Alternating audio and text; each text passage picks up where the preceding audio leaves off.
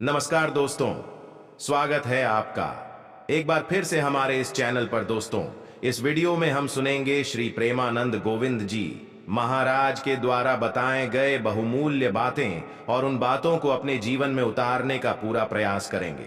दोस्तों, चैनल पर पहली बार आए हैं तो चैनल को सब्सक्राइब कर लीजिए। वीडियो देखने के बाद अच्छी लगे तो लाइक करके कमेंट में राधे राधे लिखना ना भूलिएगा। जय श्री कृष्ण, राधे राधे। भगवान श्री कृष्ण की कृपा आप पर सदैव बनी रहे। चलिए दोस्तों, वीडियो शुरू करते हैं। अब आपको वृंदावन में मिल गई ना, यहीं से बैठ जाओ, निकल चलो, यहीं से बैठ जाओ। अब तुम उसको पीछे क्यों सोचो? अब जहां बैठे हो यहीं से बैठ जाओ, यहीं से बैठ जाओ। अर्थात हमारी बात मान लो। तात स्वर्ग अपवर्ग सुख धरी तुला एक अंग, तूल न ताहि सकल मिल जो सुख लव सत्संग। क्यों कहा गया ये? कि लव मात्र के सत्संग से बात बन जाएगी। जो स्वर्ग में सुख नहीं है, जो मोक्ष में सुख नहीं है, जो लौकिक मृत्यु लोक में सुख नहीं, वो संत संग में सुख है। क्या? वो एक क्षण में वो आपको वस्तु दे देंगे जो जीवन भर कमाया है। आप संतों के हृदय को नहीं जानते, उसका महत्व नहीं जानते। एक क्षण में वो दे देंगे जिसका अनुभव करने के लिए उन्होंने बहुत ताप सहे हैं, बहुत कष्ट सहा है। अब उसे आप स्वीकार कर लो। पर हम लोग ऐसे आते हैं संतों के पास, ऐसे का मतलब अहंकार युक्त। ऐसे नहीं आते। ऐसे अगर आए तो पेट भर जाए, अर्थात विश्राम मिल जाए।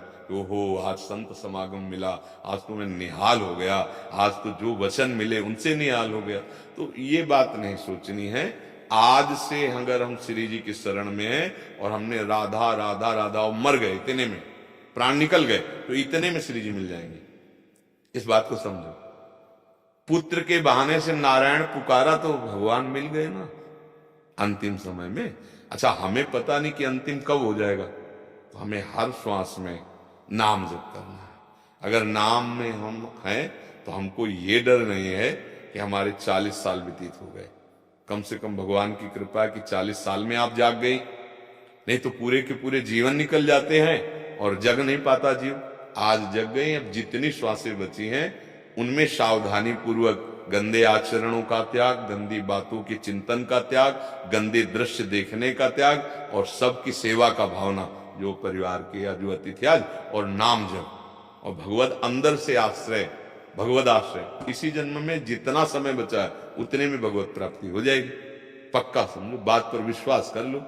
आखिरी श्वास जो होती फाइनल उसी का हो जाता है। जैसे हमें फोटो खिंचवा लें और ऐसे किया तो ऐसे आ जाएंगे ना।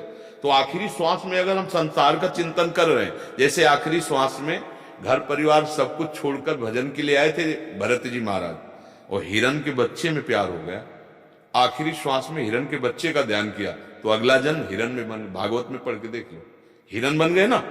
बस उस आखिरी श्वास का हमें पता नहीं, इसीलिए हम चिल्लाते रहते हैं। जहां तक हो सके हर श्वास में राधा राधा राधा, तो जो आखिरी श्वास होगी वो आपको श्री जी तक पहुंचा देगी।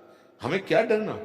आज हम जग गए हैं, बस आज से हम सही चले तो हमारे जो 5 मिनट हैं, 10 मिनट हैं, 10 वर्ष हैं, इतने में काम बन जाएगा।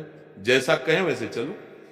भगवान की प्राप्ति के लिए कोई कठोर तप करने की आवश्यकता नहीं है। भगवद आश्रय, नाम जप, और जहां हो वहीं उनकी सेवा मान लो। मतलब सास हैं, ससुर हैं, पति हैं, पुत्र हैं, परिवार के जन, ये सब भगवान की सेवा है। अगर इन्हीं को प्रताड़ित करने लगो तो फिर वो सेवा नहीं हो, फिर अधर्म बन जाएगा। आजकल वयोवृद्ध, बीमार, बूढ़ी सास आदि पड़ी ना, तो बहुएं उनकी सेवा का ध्यान न करके उनको कष्ट देते हैं। ऐसे जैसे या नवीन बहू आई, सास बहुत तगड़ी, वो उसको कर, ये सब अधर्माचरण है। इनसे ना घर में शांति मिलेगी, ना इस घर में, हृदय में भी शांति नहीं मिलेगी। अगर आप जो आचरण कर रहे हो उसी को भगवान की पूजा मान लो और सामने वाले में भगवान का भाव कर लो और नाम जप करो, तो जो एक महात्मा की गति होगी वही आपकी गति होगी। विश्वास कर लो। ये तो अनुभव की बात कह रहा हूं, शास्त्र की बात कह रहा हूं, संतों की बात कह रहा हूं कि भगवान की प्राप्ति के लिए कहीं भागने की जरूरत नहीं है, कुछ बदलने की जरूरत नहीं है, अंदर से बदलने की जरूरत है। बाहर सब बदल दिया, अंदर वही कूड़ा करकट है। तो आप देख लो, नौटंकी नाटक शुरू है, दम्भ पाखंड शुरू है। भैया पैंट शर्ट में हो, वो अंदर से ईमानदारी से जीना सीख गए हो, सच्चाई से, और राम कृष्ण हरि जो बने, नाम जप कर लो और परिवार के सदस्यों को भगवान का स्वरूप समझो। ये हम सच्ची बात करें, तुम भगवान के स्वरूप की ही पूजा करते हो, जानते नहीं हो। जैसे मान लो बहुत प्यारा बच्चा है, बहुत प्यारी पत्नी है, बहुत प्यारा पति है, ठीक है, हम तो देख रहे हैं सामने शरीर ना, तो हमें लगा कि हम इससे प्यार करते हैं, लेकिन जो अंदर था वो निकल गया। आप शरीर को तुम रख के दिखा दो हमें, तो मतलब शरीर से प्यार नहीं करते, पक्की बात है ना। अच्छा, जो अंदर था उससे तुम्हारा परिचय नहीं, तो प्यार किससे करते थे? झूठा हो गया ना। तो वो है भगवान।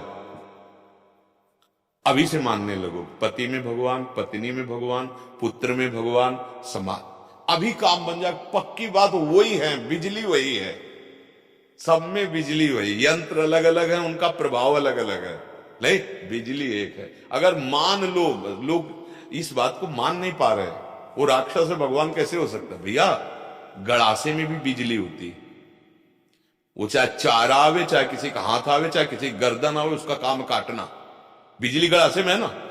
तो जीवन नष्ट भी बिजली कर रही है और जीवन का पोषण भी बिजली कर रही है। जीवन नहीं, अगर बिजली ना हो तो पानी नहीं पीने को मिलेगा, प्रकाश नहीं मतलब कितने सब कार्य, बहुत से कार्य। हमें लगता है अपने लोगों के जीवन के ज्यादातर आधार बिजली है, प्रगट में जाने आधार।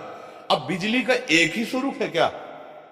देखो, प्रकाश भी दे रही, ठंडा भी कर रही, हीटर में गर्म कर, कितने यंत्रों का प्रभाव। तो ये खोपड़ियों में गुणों का प्रभाव, सतोगुण, रजोगुण, तमोगुण, वो राक्षस दिखाई देगा, वो देवता दिखाई देगा, वो रजोगुणी दिखाई देगा, राजसी, लेकिन उनमें पावर एक ही है, परमात्मा सबके हृदयों। और ज्ञानी वही है जो उसको देखता है, पावर को। अज्ञानी वही है जो चमड़े को और क्रियाओं को देखता है। बस बात इतनी समझ ली है, और अगर ये बात आप समझ गए तो पैंट शर्ट में महात्मा हो। तुमको जाकर के लंगोटी लगा के तपस्या नहीं करनी, बात मान लो। सारी तपस्या का फल है केवल समझ ठीक हो जाना। समस्त तपस्याओं का फल क्या मिला है, हम तुम्हें बता दें, समझ ठीक हो गई है, बुद्धि ठीक हो गई है, नहीं तो बुद्धि भ्रष्ट है। बुद्धि का सही निशाने पे लग जाना, ये सब तपस्या का फल है। जैसे पूरी गीता जी सुनने के बाद अर्जुन को क्या मिला? बोले नष्टो मोहा स्मृति लब्धा तत्प्रसादान में अच्युता। हे गोविंद अच्युत, आपकी कृपा प्रसाद से मोह का नाश हो गया और अब हमें आपकी स्मृति प्राप्त हो गई, अखंड स्मृति अपने स्वरूप की आपकी। यही है सब साधना के बल, और वो तुम सुन के प्राप्त कर सकते हो। इसीलिए जो महात्मा के संग से क्षण मात्र में मिलता है, वो बड़ी बड़ी साधनाओं से नहीं मिलता है। इसलिए ऐसा भ्रम न पाला जाए कि हम गृहस्थ हैं, हमारा इतना समय बर्बाद हो गया, अब हम क्या करें।